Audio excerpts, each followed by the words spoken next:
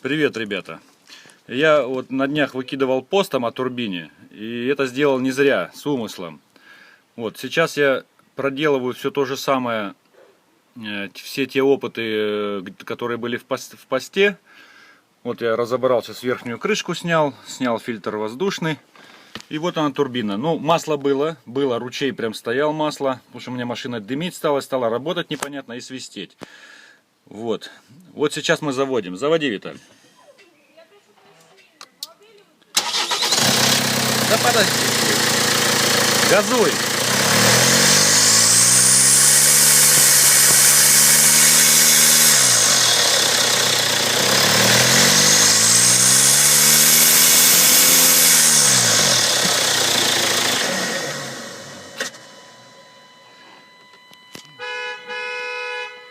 Все, ну вот свист вы слышали, и отсюда не видно, я потом покажу вам фотографии, но у меня вал болтается и горизонтально намного больше, вот, и вертикально там может быть люфт нормальный, но он по оси ходит, то есть туда-сюда ходит очень сильно. Погнало, короче, масло у меня турбина, вот, и начался свист.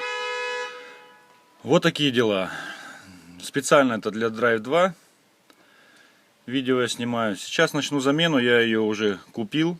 Она мне пришла вчера. Вот сейчас я вечером поеду за прокладкой под турбину. Но сейчас начну потихоньку разбирать. Ну все, пока-пока.